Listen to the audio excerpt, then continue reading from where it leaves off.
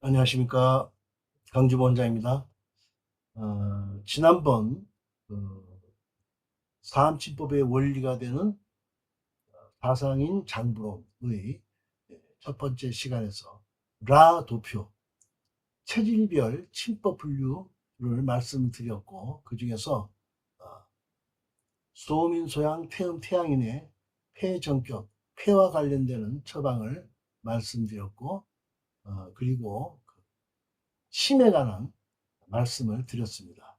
즉, 소민은 폐가, 소민과 태음인은 폐가 소하고 작기 때문에 폐전격을 쓸 수 있고, 태양인은 폐가 크기 때문에 폐승격을 쓸 수 있고, 소양인은 폐가 크지만 폐승격을 쓰게 되면 신수가 작기 때문에, 신수가 약하기 때문에 폐승격에서 신수를 사하기 어렵기 때문에 폐정승격, 즉 정격을 승격으로 바꾼 신법을 쓰는 그 이유를 말씀해 드렸습니다. 그리고 폐와 함께 심, 즉 소민에게는, 소민과 태양인에게는 심정격을 쓸 수 있고, 태양인도 심정격을 쓸 수 있고, 소양인과 태음인에 대해서는 심승격을 쓸 수 있는 것을 말씀드렸습니다. 오늘은 간, 사상인의 간정격, 간승격을 쓰는 그 장부대소를 말씀드리고, 간과 함께 신정격, 신승격, 신정승격, 그 다음에 비에 관련되는 그 장부와의 그 비정격, 비승격 이러한 것들에 대해서 설명을 해 드리도록 하겠습니다. 우선 좀 간결한 간에 대해서 말씀해 드리자면, 그 소민은 간이 큽니다. 그리고 또 이제 도표 다에서 보시면 되겠습니다. 도표에 소민은 간이 크고 태음인도 간이 큽니다. 간대합니다. 그래서 간 승격을 쓸 수 있습니다. 즉 간을 승격이라고 하는 것은 금극목하고 목생화, 즉 금을 보하고 화를 사하는 것. 이것이 간에 대해서 금을 보하고 화를 사하는 것이 간승격이 되는데, 간승격은 경거, 경거, 경거 중봉보하고 소부 행간사, 이것이 간승격이 되죠. 즉 도민은 간승격하기 위해서 경거 중봉을 보해서 금극목에 금을 형성해주고, 그 다음에 소부 행간을 사함으로 인해서 간승격을 할 수 있습니다. 소민은 신장이 크기 때문에 심이 작을 수 있지만, 목이 바로 목생화하는 목이 왕성하기 때문에 목생화가 돼서 그 화를 사해도 가능한 그러한 장부 기능을 가지고 있습니다. 그래서 이 소민은 경거, 중봉, 보하고 소부, 행간사 해서 간승격으로 치료를 할 수 있습니다. 또 태음인도 간이 큰데 역시 경거, 중봉, 보, 이건 전부 다 중봉은 간경에 있는 금혈이죠. 그래서 금금혈인 경거와 목에 있는 금혈인 중봉을 보해서 금극목 해주고, 또 역시 태음인도 심이 작기 때문에 심이 큽니다. 그래서 목생화 할 수 있는 소부 행간사를 함으로써 반승격을 쓸 수가 있습니다. 그 다음에 소양인과 태양인은 간이 작습니다. 작기 때문에 간 정격을 쓸 수 있는데, 소양인과 태양인 모두 간 정격을 쓰는 데는 큰 문제가 없습니다. 즉 간 정격은 음곡, 곡천보, 그 다음에 경거, 중봉, 사입니다. 근데 음곡, 곡천은 수기를 왕성하게 도와주는, 신수를 도와주는 것이기 때문에 소양인에게 알맞는 보법이 되고, 그래서 간전격의 수로서 보수함으로써 수생목, 간을 도와주고, 그 다음에 소부행간사, 즉 화가 왕성하기 때문에 신이 작고 화가 왕성하기 때문에 소부행간사, 심화를 사해줄 수 있습니다. 행간은 물론 간에 있는 화혈이죠. 그 다음에 태양인도 음곡곡천보, 신이 크지만 역시 간전격에 수생목하는 음곡곡천을 보해도 큰 문제가 생기지 않습니다. 그래서 음곡곡천보하고, 그 다음에 간전격에서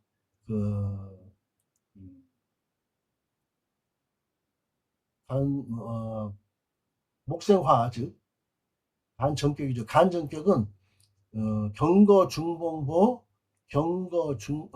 음곡곡천보, 경거중봉사죠. 음곡곡천을 보하고 경거중봉사, 즉 폐금을 사하는 것인데, 소양인과 마찬가지로 태양인이 모두 폐가 크기 때문에 경거중봉사가 가능한 것입니다. 그래서 소음인, 태음인은 간전격, 소양인, 태양인은 간승격이 가능합니다. 그 다음에 신에 비해서 보면 소음인은 신이 큽니다. 하기 때문에 신승격을 쓸 수 있는데 가능한지 한번 확인해 보겠습니다. 신승격은 토극수하고 수생목 해야지 간승격이 되는데, 토극수, 즉 태백태계보로서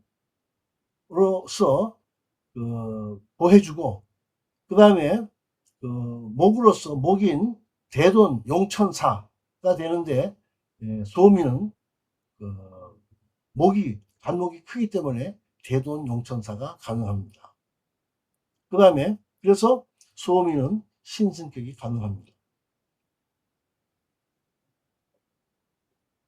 그런데 태양인은 신이 크지만 신승격이 가능한지 한번 확인을 해보면 안 됩니다. 왜냐하면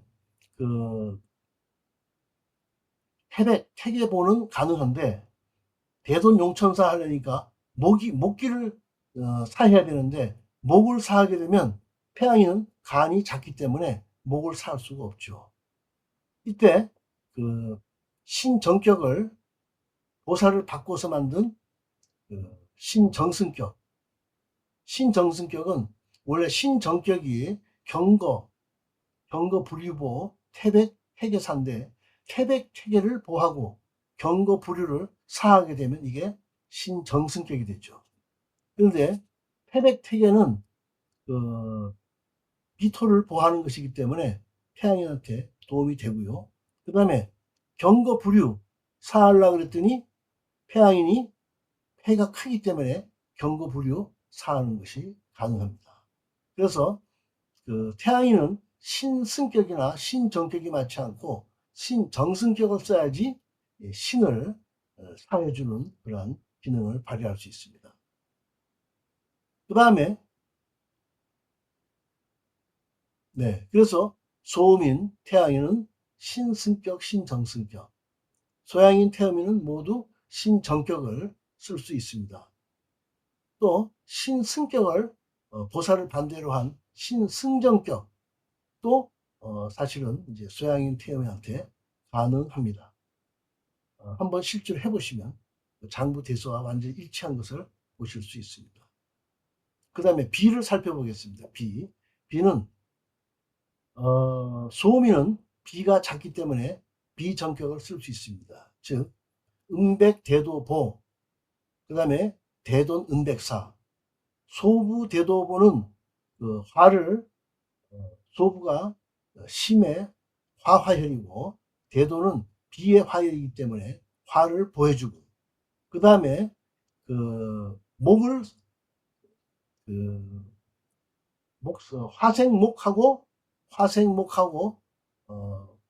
화생토하고 목극토하면 이것이 비정격인데, 이 소부대도로서 토를 보여주는 게 가능하고, 그 다음에 이 목극토가 가능한 것이 보면 그 대돈, 은백, 대돈, 은백으로서 그 목을 사해주는 것이 가능하죠. 그러니까 소부대도보, 대돈, 은백사, 간목을 사해줌으로 인해서 비전격을 쓸 수 있는 것은 소민이 비가 대하고 실하기 때문에 그렇습니다. 그런데 이 비를 태양인한테 적용하려고 했더니 역시 문제가 생깁니다. 소부대도는 화생토에서 가능한데 그 목을 사야 되거든요. 화생토 한 다음에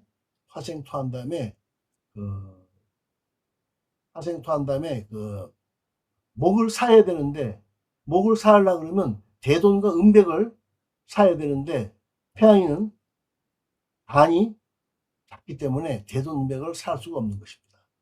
그러면 비전격에서 화생토하고 상극하는 것이 목을 사해주는 것이 안 되기 때문에 토하고 상극되는 것이 수가 있습니다. 신수.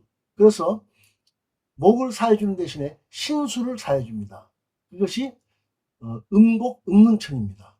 음곡, 음능천은 음곡은 수수혈이고 음능천은 토의 수혈입니다. 그래서 소부대도, 보, 음곡, 음능천, 사 함으로 인해서 비전격을 완성해 줄 수 있습니다. 즉 비전격 변화방이죠. 그래서 태양인은 비를 도울 때 대돈, 은백을 사하지 못하고 음곡, 음능천을 사해야지만 비전격이 된다는 사실을 우리가 이해할 수 있습니다. 그다음에 소양인은 비가 크고 태음인도 비가 큽니다. 소양인은 비가 크기 때문에 비승격을 한번 써줄 수 있는데 비승격은 대돈, 은백보 해가지고서 목극토를 해주죠.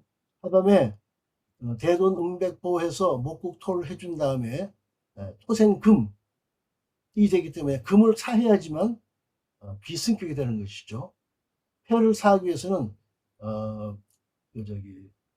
비에서 폐를 사해주기 위해서는 경거, 상구를 사해주면 됩니다. 상구는 비의 금혈이니까요. 경거는 금금혈이고 상구는 토의 금혈이기 때문에 경거, 상구, 사를 해줌으로 인해서 비승격을 쓸 수 있습니다. 그런데 폐음인은 비승격을 써주는데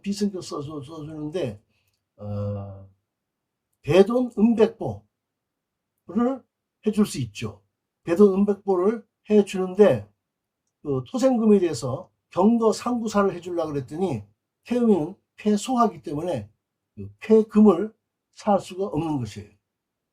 그 대신에 토하고 토를 살 수 있는 토 대신에 살 수 있는 화를 사해주기 때문에 화토는 상생이기 때문에 대돈, 은백보, 소부, 대도사를 해줄 수 있습니다.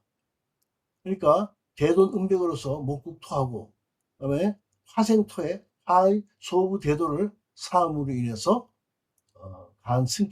비승격을 써줄 수 있는 것입니다.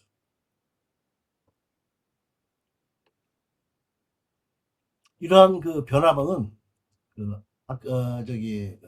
경우에 따라서 또 다른 변화방을 만들어서 사용하는 방법도 있습니다. 사상인 사암침법 43개 병증 해석에 보면 다양한 여러 가지 변화방이 나오는데